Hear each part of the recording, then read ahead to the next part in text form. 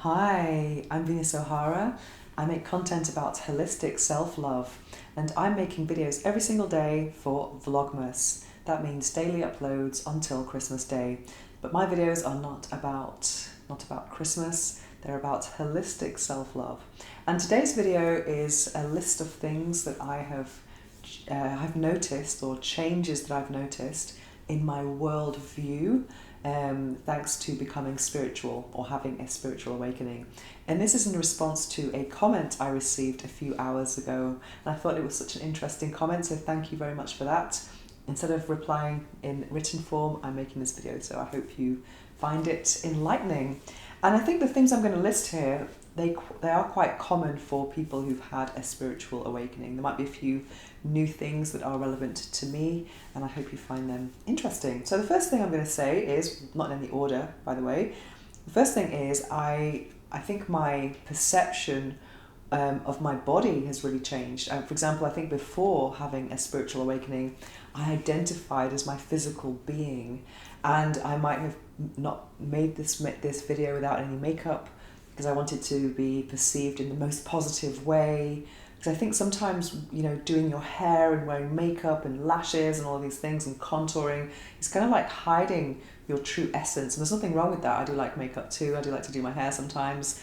But I think it's important to know that's not who you are. That can just be a mask, and you're going to remove it and show your real self one day. So, at the same time, I take a lot of care of my body and my vessel, and that doesn't mean, for me, that doesn't mean having all these lotions and potions and makeup brushes and all of that. It means eating the best foods.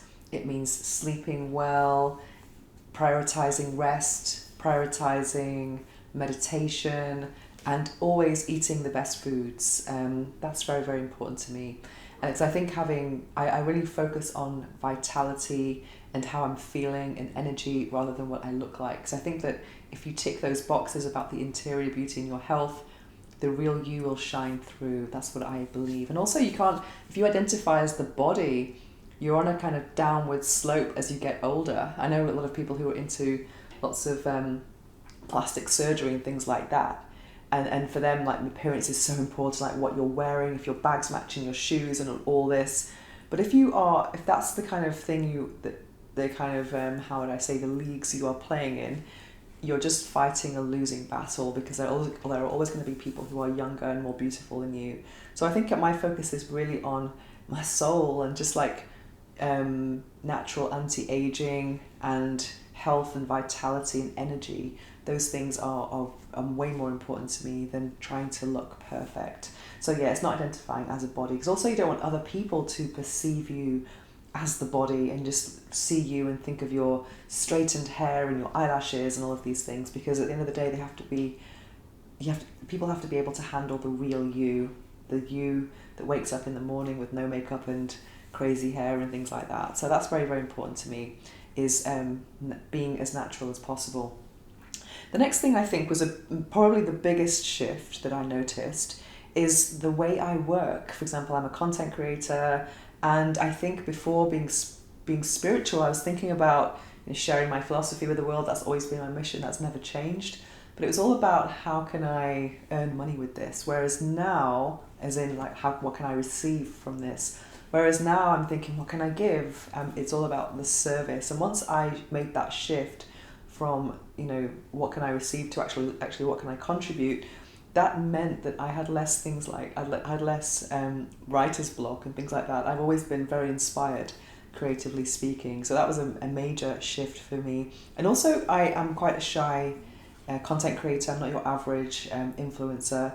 So it helped me, it kind of gave me permission to be shy and kind of step out of my own way and realize that I'm a messenger. I'm not the protagonist of my message. The message is the protagonist. And that kind of means that I don't, it's not really about me, my content. So yeah. Anyway, and the next thing is, I can't even read my writing. Being in the present. I think that's an important thing. And this kind of surrendering to the universe, the greater powers, that's something that I have found that gives me a lot of peace, rather than trying to compete with these rites of passage that you're supposed to do in life. I think it's really important. That's a really important one, actually. You don't have to be spiritual to actually get to this place of just doing life by your own rules, and just being having this sense of trust in the process, which is like this overused term, but it's so true to actually find peace in the unknown, trust the process, and surrender. So that's definitely been something that has been quite a shift for me. I'm not completely there yet. I do have moments of, have nostalgia in the past or worrying about the future, but all in all, I'm trying to, when I see the bigger picture of my life, I just feel a lot of peace in knowing that I'm on some kind of journey, some kind of learning process, and that just gives me a lot of peace, that knowing that everything that's going to happen is going to be a great lesson, even if it's uncomfortable, everything's going to be okay in the end. So that's a very peaceful place to be in, when you're just in the present, gratitude, and yeah, that's about it really. And acceptance, I think acceptance is so important. And I talked about, body and food. I can't remember if I mentioned food. I've tried to make this video a few times, so I'm not really sure if I mentioned it in this take, but I'm really into healthy foods, eating the best foods, plant-based, whole foods, plant-based, organic, local, etc. But what you consume is not just about food. It's also what you're watching, who you are hanging around with, what kind of language you're listening to. Listen to people complaining all the time. Are you watching violent series? So I'm very mindful about what I consume. I don't watch the news. I just kind of go on Twitter. People can say really bad things about Twitter, but what I like about it is I can just see what's trending. I can get a gist of what's happening in the world, what people think is important right now, and I can kind of click on something if I find it intriguing, and then see lots of different perspectives. And so I don't get a deep analysis of anything that's going on, because I just don't think it's good for my mental health. And I avoid things like conspiracy theories and things like that. I do like to challenge narratives, but at the end of the day, I think about how things are affecting me. Are they making me feel good or bad? And thinking that everything's bad and everyone's out to get you is not something that really, it's not something that feels empowering to me personally. So I really hate violence. I hate misogyny, and also that applies to music I listen to. I tend to listen to quite spiritual music, meditation music, new age music, ethnic music, the kind of music you would hear in ecstatic dance, which I love as well. But if I'm feeling more commercial, then I listen to new disco, which is all about, like, purple disco is something I absolutely love. So it's all about kind of uplifting, motivational music, never misogynistic lyrics or violence or profanities. I really hate that. So yeah, I'm always thinking about, what am I consuming? It's not even something I think about. It's just something that I'm naturally drawn to, and I think about how is this making me feel. Something I really recommend is binaural beats as well, which is a type of music sound therapy. And what it is in one ear you get one frequency, in the other there's another frequency, and your brain creates a new frequency. And there are different waves for different desired outcomes, ranging from relaxation, healing, sleep, to things like concentration. So there's a whole range of frequencies that you can listen to for any desired outcome. And once you listen to music like that, I feel expanded. I feel so much inner peace. Whereas there are types of music that can make you feel like really angry. Also, I love salsa. I just love salsa. I think the lyrics of salsa are all about love, usually heartbreak and falling in love, and the energy in salsa is amazing. I think salsa is something that really boosts me whenever I am feeling a little bit down or just a bit tired, even if I'm not feeling those things. But whenever I listen to salsa, I just immediately want to move. And I think dance is such a spiritual expression when you, it's about moving energy, and it's just about feeling joy and presence and just getting into the body and feeling grounded. So I think my approach to dance has really changed. I think before becoming spiritual, I was maybe dancing only when I was drunk, and I haven't had alcohol for 9 years. It did take me a while to reconnect with dance, but now I'm loving dance. I've started doing ecstatic dance, salsa, bachata, what else? Yeah, and just freestyle, new disco. Yeah, so I absolutely love dance. So yeah, my perception or perspective on dance has really changed. Another thing, what did I say? What does it say? What does it say? Okay, I've got that. Okay, next is relationships. I used to think that relationships were things or statuses that made me feel weak, vulnerable in not in a good way, and they were adding to my traumas and made me feel maybe less I don't know, how do I say it? Yeah, not as strong as I am when I'm single. So, and I had this perception that, you know, I think I mentioned it in my video yesterday about my favourite love books. You know, this expression "falling in love." It's like a very disempowering. It's very disempowering, this terminology. Whereas I went to this spiritual event once, and it was about love, and the facilitator talked about love or actually relationships as a healing modality, and that really like made me go, what, really? How can well, I think you know, our partner is a mirror of where we're at. So I've seen in my life, in different stages of my life, I've attracted different types of partners because of where I've been at.